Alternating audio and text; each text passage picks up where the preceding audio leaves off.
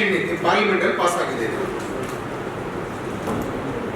ಈ ಮಾನವ ಸಂಪನ್ಮೂಲ ಅಭಿವೃದ್ಧಿಯ ಮಂತ್ರಿ ಇದನ್ನ ಅನೌನ್ಸ್ ಮಾಡಿ ಈ ಕೂಡಲೇ ಇದು ಜಾರಿ ಆಗುತ್ತೆ ಅಂತ ಹೇಳಿದ್ದಾರೆ. ಇದೆಲ್ಲೂ ಪಾರ್ಲಿಮೆಂಟಲ್ಲಿ ಚರ್ಚೆ ಆಗಲಿಲ್ಲ. ಮತ್ತೆ ಪಬ್ಲಿಕ್ ಇಂದಲೇ ಇದ್ರ ಬಗ್ಗೆ ಅಭಿಪ್ರಾಯಗಳನ್ನು ಸಹಿತ ಕೇಳಲಿಲ್ಲ. ಇದ್ರ ಬಗ್ಗೆ ನಮ್ಮ ಸಾರ್ವಜನಿಕರು ಏನು ಹೇಳ್ತಾರೆ ಅದನ್ನು ಯಾರು ಕೇಳಲಿಲ್ಲ. ಪಾರ್ಲಿಮೆಂಟಲ್ಲಂತೂ ಅದು ಚರ್ಚೆನೇ ಬರಲಿಲ್ಲ. ಏಕ್ದಮ್ ಇದ್ರ ಕೂಡಲೇ ಜಾರಿ ಬರುತ್ತೆ ಅಂತ ಹೇಳಿದ್ರು. ಯಾವತ್ತು ಈ ಮಾತನ್ನ ಹೇಳಿದ್ರು ಅಥವಾ ಯಾವತ್ತಿಂದ ಅದು ಜಾರಿ ಆಯಿತು ಯಾರಿಗೆ ಗೊತ್ತಿದೆಯಾ ಅಥವಾ ಯಾರಾದರೂ ಹೇಳ್ತಿದ್ರು? ಇದು ಇವತ್ತಿನ ವಸ್ತುಸ್ಥಿತಿ. ಯಾರಿಗೂ ಗೊತ್ತಿಲ್ಲ. ಪತ್ರದಲ್ಲಿ ಹನ್ನೊಂದು ಸುದ್ದಿ ಅಂತ ಬಂದು ಹೋಗಿದೆ ಅಷ್ಟೇ.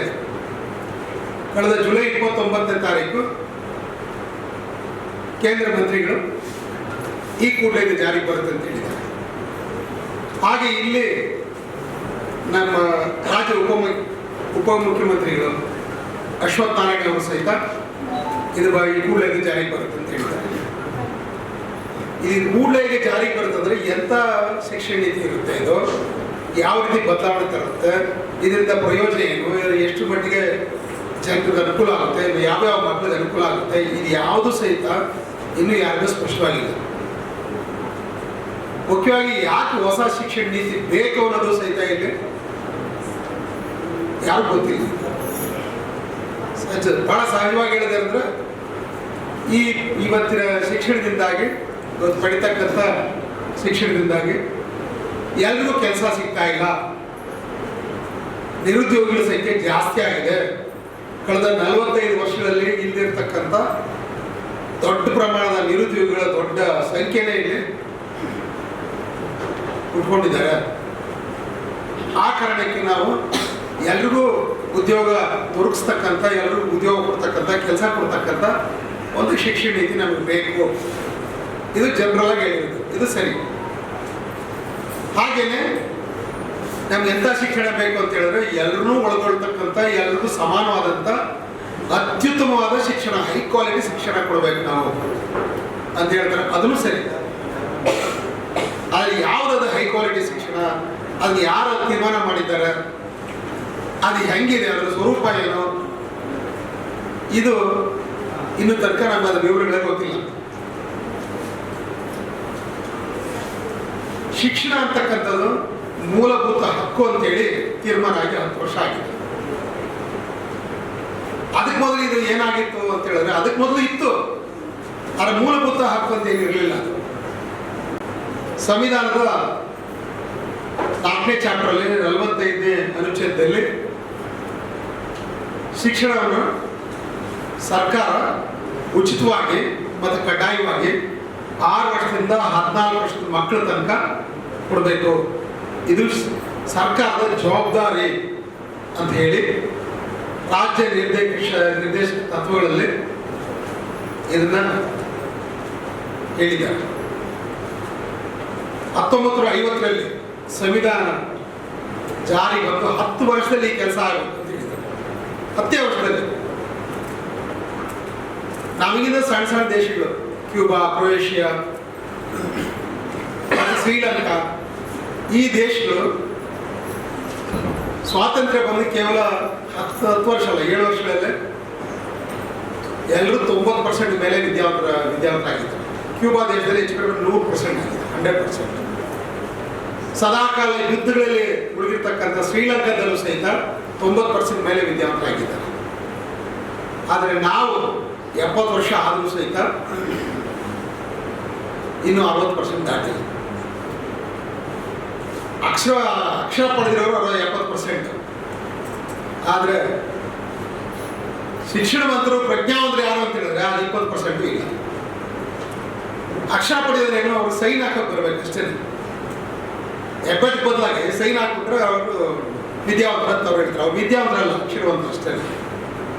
ವಿದ್ಯಾವಂತರಾಗಿದ್ದಾರೆ ಅಂದರೆ ಅದು ಬಹಳ ದೊಡ್ಡ ಪ್ರಶ್ನೆ. ಅದು ಯಾಕಂದ್ರೆ ವಿದ್ಯಾವಂತರಿಗೂ ಅಕ್ಷರವಂತರಿಗೂ ಬಹಳ ದೊಡ್ಡ ವ್ಯತ್ಯಾಸ ಇದೆ. ಇಲ್ಲಿ ಪ್ರಶ್ನೆ ಏನಂತ ಹೇಳಿದ್ರೆ, ಆಯ್ತಪ್ಪ, 1950ರಲ್ಲೇ ನೀವು ಸಂವಿಧಾನದಲ್ಲಿ ಕಡ್ಡಾಯವಾಗಿ ಉಚಿತವಾಗಿ ಎಲ್ಲರಿಗೂ ಶಿಕ್ಷಣ ಕೊಡಬೇಕು, ಅದರಲ್ಲೂ 6 ವರ್ಷದಿಂದ 14 ವರ್ಷದ ಮಕ್ಕಳ ತನಕ, ಅಂದರೆ 1ನೇ ಕ್ಲಾಸ್ನ 8ನೇ ತರಗತಿವರೆಗೂ ನೀವು ಉಚಿತವಾಗಿ ಮತ್ತು ಕಡ್ಡಾಯವಾಗಿ ಶಿಕ್ಷಣ ಕೊಡಬೇಕಂತ ಒಪ್ಕೊಂಡಿದ್ದೀನಿ. ಅದು ಯಾಕೆ ಫೇಲ್ ಆಯಿತು, ಇದು ಯಾಕೆ ಆಗಿಲ್ಲ? ಮತ್ತೆ 2010ರಲ್ಲಿ ಇದು ಮೂಲಭೂತ ಶಿಕ್ಷಣ ಅಂತ ಮಾಡಿದ್ರೆ, ಮೂಲಭೂತ ಹಕ್ಕು ಅನ್ನೋದು ಮೂಲಭೂತ ಹಕ್ಕು ಅಂತ ಮಾಡಿದ್ರೆ ಶಿಕ್ಷಣ ಅನ್ನೋದು. ಅದಕ್ಕಾಗಿ ಒಂದು ಕಾಯ್ದೆನೇ ಬಂದು ಏಪ್ರಿಲ್ 1ನೇ ತಾರೀಕು 2010ರಲ್ಲಿ. ಅದ್ರ ಪ್ರಕಾರ ಎಲ್ಲ ಶಾಲೆಗಳಲ್ಲಿ, ಸರ್ಕಾರಿ ಶಾಲೆಗಳು ಸಹಿತ, ಸರ್ಕಾರಿ ಶಾಲೆಗಳಂತೂ ಎಲ್ಲರಿಗೂ ಸಿಗುತ್ತೆ, ಸರ್ಕಾರಿ ಶಾಲೆಯಲ್ಲಿ ಹತ್ತಿರದ ಸುತ್ತಮುತ್ತ ಎಲ್ಲೂ ಇಲ್ಲ ಅಂತ ಹೇಳಿದ್ರೆ ಪ್ರೈವೇಟ್ ಸ್ಕೂಲಲ್ಲೂ ಸಹಿತ 25% ಬಡ ಮಕ್ಕಳಿಗೆ, ತೀರಾ ನಿರ್ಗತಿಗಳಿಗೆ, ಶಿಕ್ಷಣ ಪಡೀಲಿಕ್ಕೆ ಆಗದಿರ್ತಕ್ಕಂಥವ್ರಿಗೆ, SC ST OBCಗಳಿಗೆ, ಮೈನಾರಿಟೀಸ್ಗೆ 25% ಅವ್ರಿಗೆ ನೀವು ಸೀಟ್ನ ಉಚಿತವಾಗಿ ಕೊಡಬೇಕು ಅಂತ ಕಾಯ್ದೆ ಆಗಿದೆ. ಇದ್ರ ಪ್ರಕಾರ ಎಷ್ಟು ಸಾಧನೆ ಆಗಿದೆ, ಎಷ್ಟು ಕಡೆ ಖಾಸಗಿ ಸ್ಕೂಲ್ಗಳಲ್ಲಿ, ಪ್ರೈವೇಟ್ ಸ್ಕೂಲ್ಗಳಲ್ಲಿ, ಕಾನ್ವೆಂಟ್ಗಳಲ್ಲಿ ಈ ಮಕ್ಕಳಿಗೆ ಅವಕಾಶ ಕೊಟ್ಟಿದ್ದೀರಾ? ಕೊಟ್ಟಿಲ್ಲ ಅಂದರೆ ಯಾಕೆ ಕೊಟ್ಟಿಲ್ಲ? ನೀವು ಕೊಡದೇ ಇದ್ದಕ್ಕೆ ಕಾನೂನನ್ನ ಉಲ್ಲಂಘನೆ ಮಾಡೋದಕ್ಕೆ ನಿಮಗೆ ಯಾರಿಗೆ ಎಷ್ಟು ಶಿಕ್ಷೆ ಆಗಿದೆ? ಯಾವ ಶಾಲೆಗಳ ಲೈಸೆನ್ಸ್ ರದ್ದು ಮಾಡಿದ್ದೀರಾ? ಅಥವಾ ಸಂಪೂರ್ಣ ಕೊಟ್ಟು ಸರ್ಕಾರದ ಎಲ್ಲ ಕಾನೂನನ್ನ ಪರಿಪಾಲನೆ ಮಾಡಿದಂಥವ್ರಿಗೆ ನೀವೆಂತ ಬಹುಮಾನ ಕೊಟ್ಟಿದ್ದೀರಾ? ಇದು ಯಾವ ಡೀಟೇಲ್ಸ್ ಇಲ್ಲ. ಇಲ್ಲೂ ತನಕ ನಮ್ಗೆ ಅದ್ರ ವಿವರಗಳೇ ಸಿಕ್ಕಿಲ್ಲ ನಮಗೆ. ಈಗ ಏಕಾಗಿ 2020ರಲ್ಲಿ 10 ವರ್ಷ ಕಳೆದು ಈಗ ಹೊಸ ಶಿಕ್ಷಣ ನೀತಿ ನಾವು ಜಾರಿ ಮಾಡ್ತಾ ಇದ್ದೀವಿ. ಕಾರಣ ಏನಪ್ಪಾ ಅಂತ ಹೇಳಿದ್ರೆ, ಶಿಕ್ಷಣದಲ್ಲಿ ನಾವು ಸಾಕಷ್ಟು ಪ್ರಗತಿಯಾಗಿಲ್ಲ. ಭಾರತ ದೇಶ ಶಿಕ್ಷಣದಲ್ಲಿ ಹಿಂದೆ ಬಿದ್ದಿದೆ. ಇಲ್ಲಿ ಪ್ರಶ್ನೆ ಏನಂತ ಹೇಳಿದ್ರೆ, ಈ ಸಮಸ್ಯೆನ ನೀವು ಹೆಂಗ್ ನೋಡ್ತಾ ಇದ್ದೀರಾ ಅನ್ನೋದೇ ಸಮಸ್ಯೆ.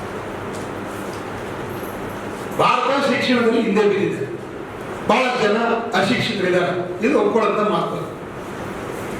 ಇದಕ್ಕೆ ಕಾರಣ ಏನಂತ ಹುಡ್ಕೋಬೇಕಾದ್ರೆ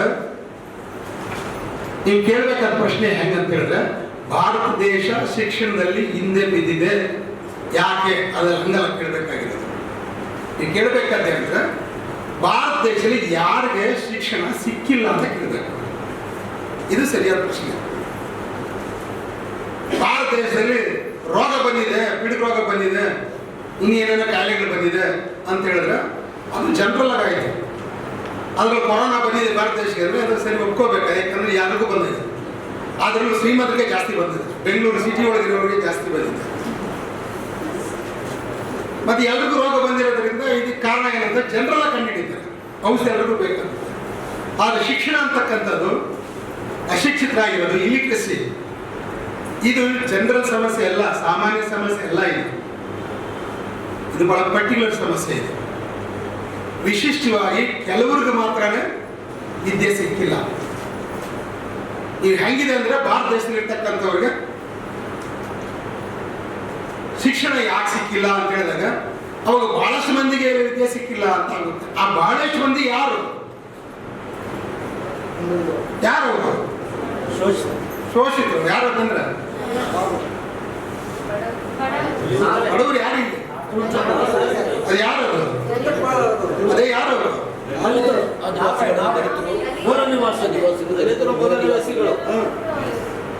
ಇದು ಸಂವಿಧಾನದಲ್ಲಿ ನಿಮ್ಮನ್ನ ಗುರುತಿಸಿ ನಿಮ್ಗೆ ಕೊಟ್ಟಿರ್ತಕ್ಕಂಥ ಹೆಸರಿದೆ. ಶೆಡ್ಯೂಲ್ಡ್ ಕಾಸ್ಟ್, ಅದು ಒಂದು ಸಮಾಜದ ಹೆಸರು. ಅದು ಶೆಡ್ಯೂಲ್ಡ್ ಟ್ರೈಬ್, ಅದು ಒಂದು ಸಮಾಜದ ಹೆಸರು. ಹಾಗೇನೆ ಧಾರ್ಮಿಕ ಅಲ್ಪಸಂಖ್ಯಾತರು, ಅದು ಒಂದು ಸಮಾಜದ ಹೆಸರು, ಸಮಾಜದ ಒಂದು ಗುಂಪು ಕೊಟ್ಟಿರ್ತಕ್ಕಂಥ ಹೆಸರು. ಹಾಗೆ ಇತರ ಹಿಂದುಳಿದ ವರ್ಗಗಳು, OBC, ಅದೇ ಬ್ಯಾಕ್ವರ್ಡ್ ಕ್ಲಾಸಸ್, ಇದು ಒಂದು ಹೆಸರು. ಸಂವಿಧಾನದಲ್ಲಿ ಹೀಗೆ ಒಂದೊಂದು ಗುಂಪನ್ನ ಪ್ರತ್ಯೇಕ ಗುರುತಿಸಿ ಅವಕ್ಕೆ ಒಂದೊಂದು ಐಡೆಂಟಿಟಿ ಕೊಡ್ಬೇಕಾದ್ರೆ ಅದಕ್ಕೊಂದು ಚಾರಿತ್ರಿಕ ಕಾರಣ ಇದೆ. ಎಲ್ಲರೂ OBC ಆಗಲ್ಲ, ಎಲ್ಲರೂ SC ST ಆಗೋದಿಲ್ಲ. ಅವ್ರನ್ನ ಗುರುತಿಸಿ ಅವ್ರಿಗೆ ಪ್ರತ್ಯೇಕ ಹೆಸರು ಕೊಡೋ ಕಾರಣ ಏನಂತ ಹೇಳಿದ್ರೆ, ಈ ವರ್ಗಗಳಿಗೆ, ಈ ಸಮಾಜದ ಈ ಗುಂಪುಗಳಿಗೆ ಬಹಳ ವಿಶಿಷ್ಟವಾದ ಒಂದು ಕಾಯಿಲೆ ಇದೆ. ಹಾಗಾಗಿ ಈ ರೋಗಕ್ಕೆ ಔಷಧಿ ಕೊಡಬೇಕಾದವರು ಯಾಕೆ ಈ ಸಮಾಜಗಳಿಗೆ ಈ ರೋಗ ಬಂದಿದೆ ಅಂತ ಹೇಳಿ ನೀವು ಪ್ರತ್ಯೇಕವಾಗಿ ಟ್ರೀಟ್ಮೆಂಟ್ ಕೊಡ್ಬೇಕು ಅವರಿಗೆ. ಎಲ್ಲರೂ ಒಟ್ಟಿಗೆ ನಿಲ್ಲಿಸ್ಬಿಟ್ಟು ನಮ್ಮಲ್ಲಿ ಏನು ಭೇದ ಭಾವ ಇಲ್ಲ, ಒಂದು ಶಾಲೆಯಲ್ಲಿ ಬೇಸ್ಟ್ ಆದವರು ಸ್ಪೋರ್ಟ್ಸ್ ಡೇ ಅಥ್ಲೆಟಿಕ್ಸ್ ನಡೆಸ್ತಾರೆ, ರನ್ನಿಂಗ್ ರೇಸ್ ಇರ್ತಾರೆ, ರನ್ನಿಂಗ್ ರೇಸ್ ದಿನ ಎಲ್ಲರನ್ನೂ ಲೈನ್ ಆಗಿ ನಿಲ್ಲಿಸ್ಬಿಟ್ಟು ನಮ್ಮಲ್ಲಿ ಯಾವ ಭೇದ ಭಾವ ಇಲ್ಲ, ಸಮಾನವಾಗಿ ನೋಡಿದ್ವಿ ಅಂತೇಳಿ 1ನೇ ಕ್ಲಾಸ್ 10ನೇ ಕ್ಲಾಸ್ ಮಕ್ಕಳು ಎಲ್ಲ ನಿಲ್ಲಿಸ್ಬಿಟ್ಟು ಓಡ್ರಿ ಅಂತ ಹೇಳಿದ್ರೆ 10ನೇ ಕ್ಲಾಸ್ ಮಕ್ಕಳೆಲ್ಲ ಮುಂದೆ ಬರ್ತಾರೆ, ಈ 1ನೇ ಕ್ಲಾಸ್ 2ನೇ ಕ್ಲಾಸ್ ಮಕ್ಕಳು ಹಿಂದೆ ಬೀಳ್ತಾರೆ. ಇದು ಯಾಕೆ? ನಮ್ಮದೇನು ತಪ್ಪೇನಿಲ್ಲ, ನಾವೆಲ್ಲರೂ ಸಮಾನವಾಗಿ ಓಡಿಸ್ತೀವಿ, ಟೈಮಿಂಗು ಕರೆಕ್ಟಾಗಿ ಕೊಟ್ವಿ, ಮತ್ತು ವಿಸಿಲ್ ಹಾಕ್ಬೇಕಾದ್ರೂ ಅಷ್ಟೇ ಎಲ್ಲರೂ ಒಂದೇ ಸತಿನೇ ವಿಸಿಲ್ ಹಾಕಿ ಕಳಿಸಿದ್ದೀವಿ. ಇಲ್ಲಿ ಬೇರೆ ಏನೋ ಮಿಸ್ಟೇಕ್ ಇದೆ. ಏನು ಮಿಸ್ಟೇಕ್? ಆ ಹುಡುಗರದ ಏನೇನು ಮಿಸ್ಟೇಕ್ ಇದೆ? ಆ ಹುಡುಗರಲ್ಲಿ ಏನು ಮಿಸ್ಟೇಕ್ ಇದೆ? 1ನೇ ಕ್ಲಾಸ್ ಹುಡುಗನಿಗಿರೋ ಶಕ್ತಿ 10ನೇ ಕ್ಲಾಸ್ ಹುಡುಗನಿರೋ ಶಕ್ತಿ ಎರಡು ಒಂದೇ.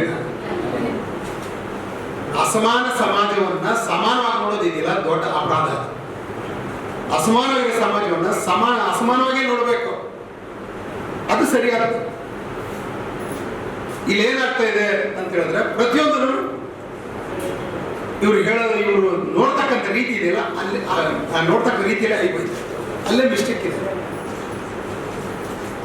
ಶಿಕ್ಷಣದಲ್ಲಿ ಹಿಂದೆ ಬಿದ್ದಿದ್ದಾರೆ ಭಾರತೀಯರು ಅನ್ನೋಕ್ಕೆ ಬದಲಾಗಿ, ಶಿಕ್ಷಣದಲ್ಲಿ ಭಾರತ ದೇಶ ಹಿಂದೆ ಬಿದ್ದಿದ್ದನ್ನೋಕ್ಕೆ ಬದಲಾಗಿ ಯಾವ ಭಾರತೀಯರು ಶಿಕ್ಷಣದಲ್ಲಿ ಹಿಂದೆ ಬಿದ್ದಿದ್ದಾರೆ? ಯಾಕೆ ಅವರಿಗೆ ಶಿಕ್ಷಣ ಸಿಕ್ಕಿಲ್ಲ? ಶಿಕ್ಷಣ ಎಲ್ಲ ಸ್ಕೂಲು ಕಾಲೇಜುಗಳು ಓಪನ್ ಆಗಿದ್ರು ಸಹಿತ ಇವ್ರಿಗೆ ಯಾಕೆ ಪಡೆಯೋಕೆ ಆಗಲಿಲ್ಲ? ಇದು ನೋಡ್ಬೇಕಾದ ರೀತಿ. ಹಿಂಗೆ ಕರೆಕ್ಟಾಗಿ ಇವರು ಚಿಕಿತ್ಸೆ ಮಾಡಿದ್ರೆ ಆ ರೋಗಕ್ಕೆ ಔಷಧಿ ಸಿಗ್ತಾ ಇತ್ತು, ರೋಗ ನಿವಾರಣೆ ಆಗ್ತಾ ಇತ್ತು. ಆದರೆ ಹಂಗೆ ನೋಡೇ ಇಲ್ಲ, ಅದನ್ನು ನೋಡೋಕ್ಕೆ ಹೋಗಿಲ್ಲ ಇವರು. ಭಾರತ ದೇಶ ಶಿಕ್ಷಣದಲ್ಲಿ ಹಿಂದೆ ಬಿದ್ದಿದೆ. ಪ್ರಪಂಚದಲ್ಲಿ ಬೇರೆ ಎಲ್ಲ ದೇಶಗಳಿರೋ ಹಾಗೆ ನಾವೇನಾದರೂ ಮಾಡಬೇಕು. ಪ್ರಪಂಚದಲ್ಲಿರೋರು ಅವರವರ ರಾಜ್ಯಗಳು ಅವರವರ ದೇಶಗಳ ತಕ್ಕಂಗೆ ಅವರು ಟ್ರೀಟ್ಮೆಂಟ್ ಕೊಟ್ಟಿದ್ದಾರೆ, ಅದು ತಕ್ಕಂಗೆ ಅವರು ನೀತಿ ರೂಪಿಸಿದ್ದಾರೆ. ನೀವು ನಿಮ್ಮ ದೇಶದ ತಕ್ಕಂಗೆ ನೀತಿ ರೂಪಿಸಿದ್ದೀರಾ ನೀವು ಅಂತ ಹೇಳಿದ್ರೆ ಇಲ್ಲ. ಇಲ್ಲಿ ಆರಂಭದಿಂದನೇ 2 ರೀತಿಯ ಶಿಕ್ಷಣ ವ್ಯವಸ್ಥೆ ಇದೆ, ಒಂದು ಪ್ರೈವೇಟ್, ಇನ್ನೊಂದು ಪಬ್ಲಿಕ್. ಒಂದು ಸರ್ಕಾರಿ ಶಾಲೆಗಳು, ಇನ್ನೊಂದು ಖಾಸಗಿ ಶಾಲೆಗಳು. ಖಾಸಗಿ ಶಾಲೆಗಳು LKG ಇಂದ ಶುರು ಆಗುತ್ತೆ.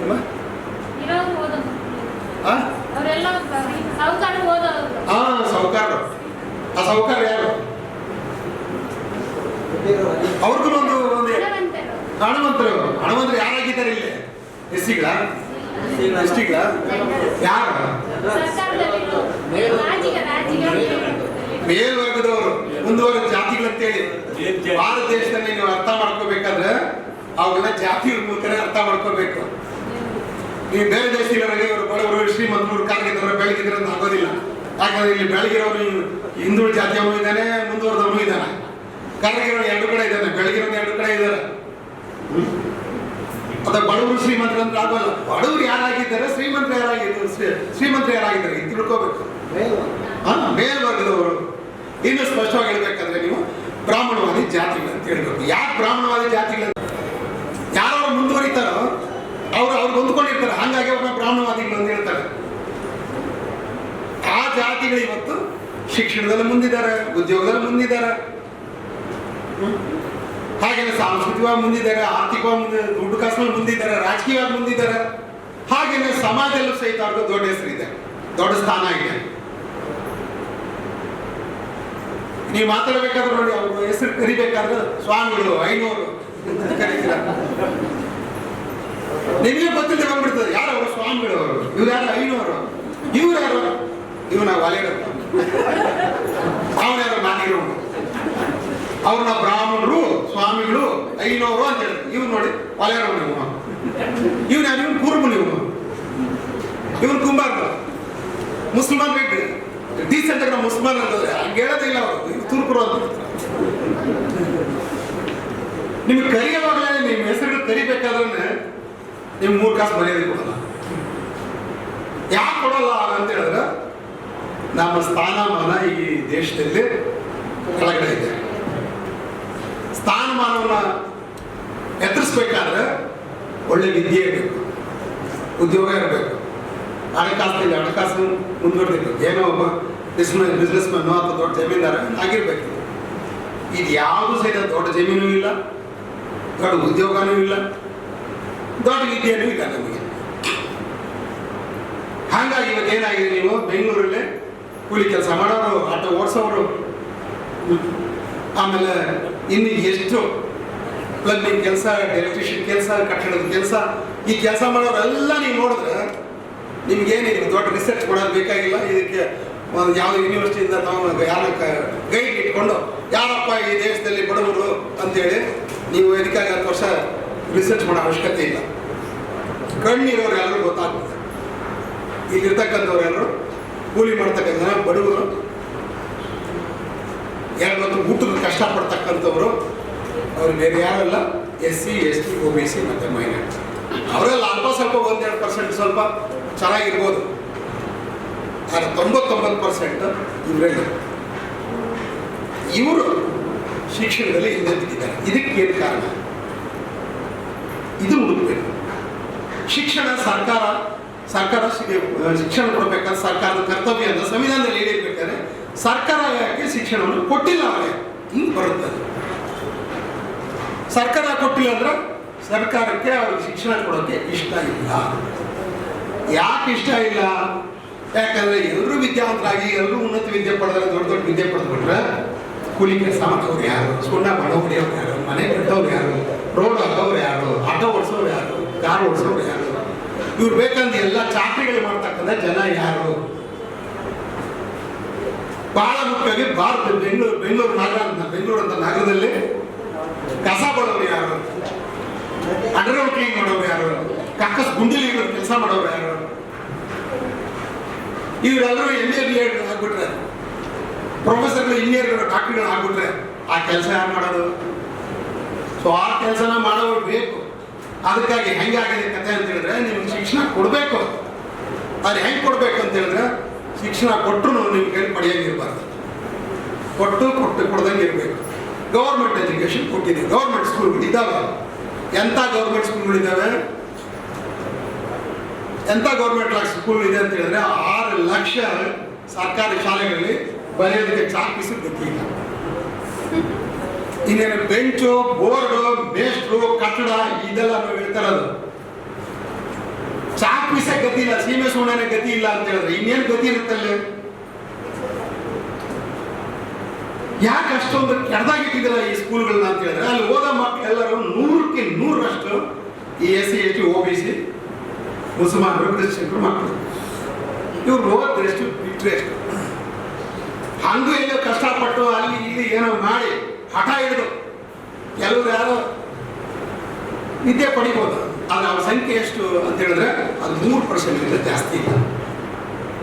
ಎಲ್ಲರೂ 7ನೇ ಕ್ಲಾಸ್ ಒಳಗೆ ಡುಂಕಿ. ಅದರಲ್ಲಿ ಹೆಣ್ಮಕ್ಳಂತೂ 6ನೇ ಕ್ಲಾಸ್ಗೆ ಡುಂಕಿ. ಯಾಕಂದ್ರೆ 6ನೇ ಕ್ಲಾಸ್ ಬರೋಷ್ಟೊತ್ತು ದೊಡ್ಡವಳಾಗ್ಬಿಡ್ತಾಳೆ. ಅಕ್ಕಳೇನು ದೊಡ್ಡವಳಾಗ್ತಾಳೆ. ದೊಡ್ಡವಳಾದ್ರು ಹೋಗ್ಬೋದಲ್ಲ, ಏನು ತೊಂದರೆ ಅಂತ ಹೇಳಿದ್ರೆ ಅಲ್ಲೇ ಏನೋ ತೊಂದರೆ.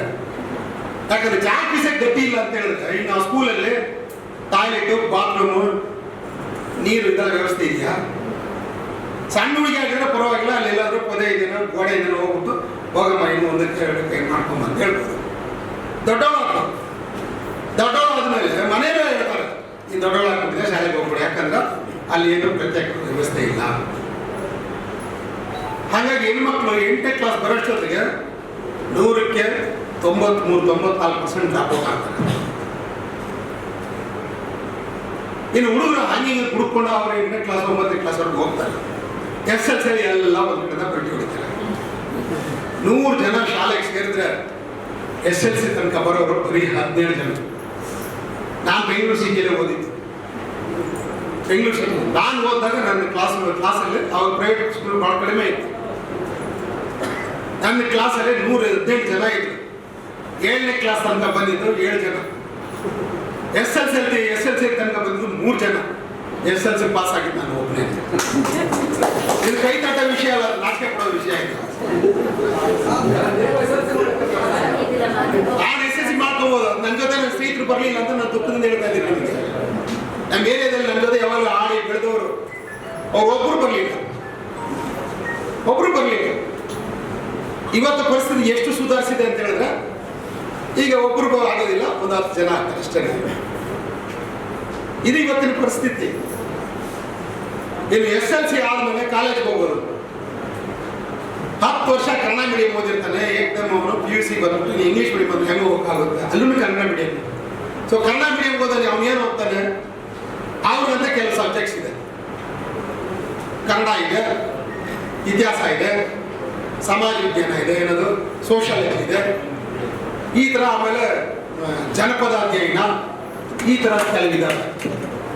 ಅವ್ರು ಇಂಗ್ಲೀಷ್ ಮೀಡಿಯಂ ಹೋದ್ರೆ PUCಯಲ್ಲಿ ಇಂಗ್ಲೀಷ್ ಮೀಡಿಯಂ BCM ತಗೊಂಡು ಸೈನ್ಸ್ ತಗೋತಾನೆ, ಇಲ್ಲ ಕಾಮರ್ಸ್ ತಗೋತಾನೆ. ಕಾಮರ್ಸ್ ತಗೊಂಡು BCom, MCom, CA, ICW ಅಂತ ಹೋಗ್ತಾರೆ. ಸೈನ್ಸ್ ತಗೊಂಡವರು ಅವರು ಡಾಕ್ಟರ್, ಇಂಜಿನಿಯರ್ಸ್ ಆಗ್ತಾರೆ. ಅದು ಇಲ್ಲ ಅಂದರೆ BSc ಮಾಡ್ಕೋತಾರೆ, MSc ಮಾಡ್ಕೋತಾರೆ. ಮತ್ತು ಅದರಲ್ಲಿ ಮೈಕ್ರೋಬಯಾಲಜಿ ಅದು ಇದು ಅಂತೇಳಿ ದೊಡ್ಡ ದೊಡ್ಡದೆಲ್ಲ ಹೋಗ್ತಾರೆ. ಆದರೆ ಈ ಮಕ್ಕಳೆಲ್ಲರೂ ಓದೋದು BAಗಳು, MAಗಳು. ಇವತ್ತು ಯಾರು ನಿರುದ್ಯೋಗಿಗಳು ಇದ್ದಾರೆ ಅಂತ ಹೇಳಿದ್ರೆ 100ಕ್ಕೆ 90% ಇವರೇ ಇದ್ದಾರೆ. ಇದನ್ನ ಅರ್ಥ ಮಾಡ್ಕೊಳ್ಳೋದಕ್ಕೆ ಏನು ದೊಡ್ಡ ಅಧ್ಯಯನ ಮಾಡಬೇಕು, ರಿಸರ್ಚ್ ಮಾಡಬೇಕು. ಇದನ್ನ ಸರ್ಕಾರ ಇದನ್ನ ಅಲಕ್ಷಿಸಿದೆ, ಸರ್ಕಾರಿ ಶಾಲೆಗಳನ್ನ ಅಲಕ್ಷಿಸಿದೆ.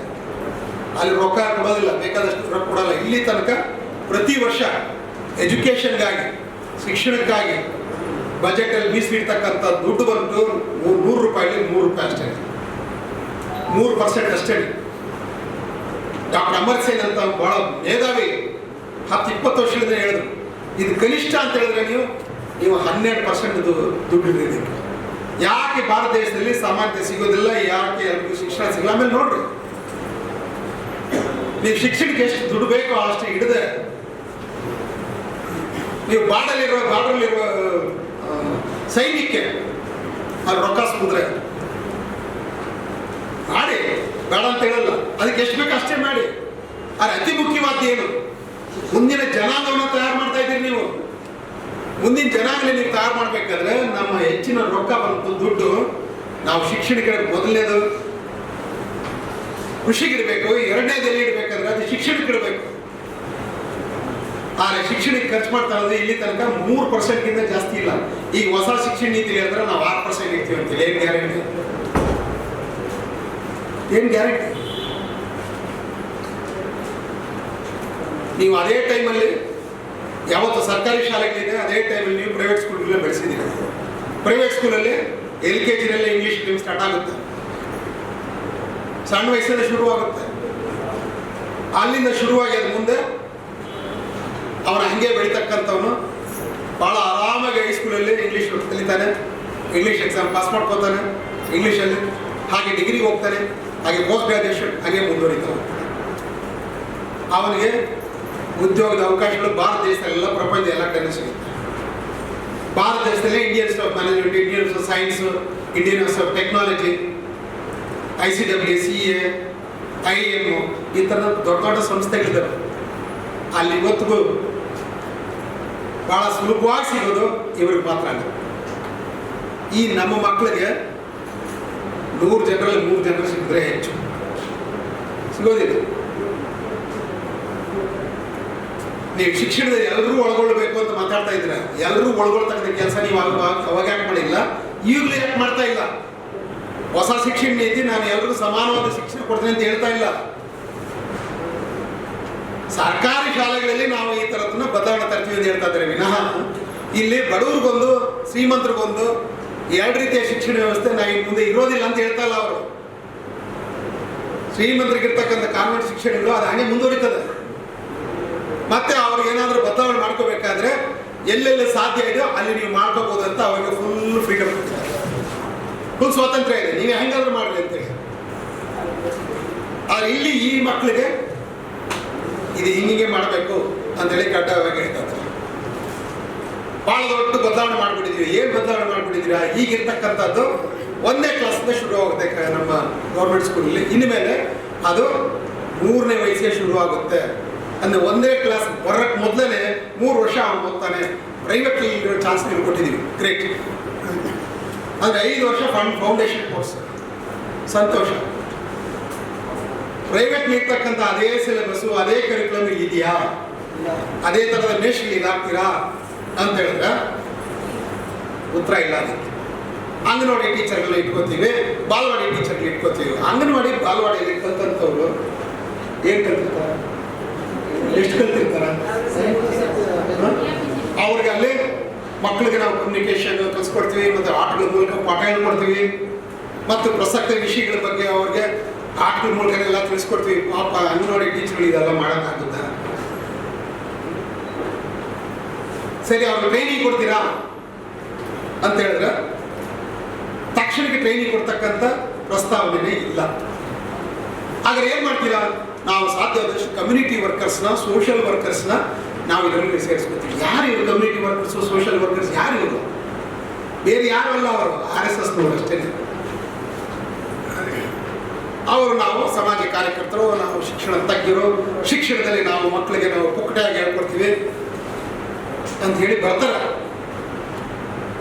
ಆಸಕ್ತಿ ಇಟ್ಟು ಬರ್ತಾರೆ. ಸಂಬಳ ಕೊಡಲಿ ಕೊಡದೇ ಇರಲಿ ಬರ್ತಾರೆ ಅವ್ರು. ಯಾಕಂದ್ರೆ RSS ಅಲ್ಲಿ ಅವ್ರಿಗೆ ಸಂಬಳ ಬರ್ತಾರೆ. ಅವ್ರು ಎಂಥ ಶಿಕ್ಷಣ ಕೊಡ್ತಾರೆ, ಯಾವ ರೀತಿಯ ಟ್ರೈನಿಂಗ್ ಕೊಡ್ತಾರೆ, ನಮ್ಮ ಮಕ್ಕಳ ತಾಯಿಗಳನ್ನ ಏನು ಮಾಡ್ತಾರೆ. ಇದ್ರ ಜೊತೆಗೆ ಮಕ್ಕಳಲ್ಲಿ ಅವರಲ್ಲೇ ಚೆನ್ನಾಗಿ ಕಲ್ತಿರೋನು ಇನ್ನೊಬ್ರಿಗೆ ಹೇಳ್ಕೊಡೋದು. ಹಾಗೆಯೇ ಪ್ರತಿಯೊಂದು ಪ್ರೈವೇಟ್ ಸ್ಕೂಲನ್ನ ಒಂದು ಗೌರ್ಮೆಂಟ್ ಸ್ಕೂಲ್ಗೆ ನಾವು ಜೋಡಿ ಹಾಕ್ತೀವಿ ಅಂತ ಹೇಳ್ತಾರೆ. ಪ್ರೈವೇಟ್ ಸ್ಕೂಲ್ ನೀವು ಜೊತೆ ನೀವು ಹಾಕಿದ್ರೆ, ನೀವು ಹಾಕೋದ್ರ ಮೂಲಕ ಅವರಲ್ಲಿರ್ತಕ್ಕಂಥವ್ರು ಎಲ್ಲರೂ ಬಂದು ಇಲ್ಲಿ ಬಹಳ ಕಾಳಜಿ ವಹಿಸಿ ಮಾಡ್ತಾರೆ. ಇಲ್ಲಿ ಯಾಕೆ ಬೇಕಾಗಿದೆ ಸ್ವಾಮಿ ಅವರೆಲ್ಲ ಮಾಡೋದಕ್ಕೆ? ಶಿಕ್ಷಣ, ಹೊಸ ಶಿಕ್ಷಣ ನೀತಿ ಹೇಳ್ತದೆ ಬಹಳ ದೊಡ್ಡ ಸಮಾನತೆಯ ಸಾಧನ ಅದನ್ನು ಶಿಕ್ಷಣ ಅಂತ ಒಪ್ಕೋತಾರೆ, ಹೇಳ್ತಾರೆ. ಸಮಾನತೆಯ ಸಾಧನ ಶಿಕ್ಷಣ, ಸಮಾನತೆ ಸಾಧಿಸ್ಬೇಕಾದ್ರೆ ಅದು ಶಿಕ್ಷಣದ ಮೂಲಕ ಮಾತ್ರ ಸಾಧ್ಯ ಅಂತ ಒಪ್ಕೋತಾರೆ. ತತ್ವ ಕರೆಕ್ಟ್ ಆಗಿದೆ, ಆದರೆ ಆಕ್ಷನ್ ಕರೆಕ್ಟ್ ಆಗಿದೆಯಾ ಅಂತ ಹೇಳಿದ್ರೆ ಆಕ್ಷನ್ ಸಂಪೂರ್ಣವಾಗಿ ವಿರುದ್ಧವಾಗಿದೆ. ಸಂಪೂರ್ಣ ವಿರುದ್ಧವಾಗಿದೆ. ಸರಿ, ನೀವು ಶಿಕ್ಷಣ ಕೊಡ್ತೀರಾ, ಉದ್ಯೋಗ ಸಿಗೋದಿಲ್ಲ ಅಂತ ಹೇಳ್ತೀರಾ. ಉದ್ಯೋಗ ಸಿಗ್ಲಿಕ್ಕೆ ನಿಮ್ಮ ಹತ್ರ ಏನಿದೆ ಪ್ಲಾನ್? ಎಲ್ರಿಗೂ ಉದ್ಯೋಗ ಕೊಡೋದಕ್ಕೆ ಏನು ಪ್ಲಾನ್ ಇದೆ ನಿಮ್ಮ ಹತ್ರ ಅಂತ ಹೇಳಿದ್ರೆ ಸ್ವಲ್ಪ ಫೋನ್ ಹಾಕ್ಬಿಟ್ರಿ. ಎಲ್ರಿಗೂ ಉದ್ಯೋಗ ಸಿಗೋದಕ್ಕೆ ನಿಮ್ಮ ಹತ್ರ ಕಾರ್ಯಕ್ರಮ ಏನಿದೆ ಅಂದ್ರೆ, ಮೊದಲು 5 ವರ್ಷ ಫೌಂಡೇಶನ್ ಕೋರ್ಸ್ ಇರ್ತದೆ, ಆಮೇಲೆ ಪ್ರಿಪ್ರೇಷನ್ ಅದೊಂದು ಇರ್ತದೆ.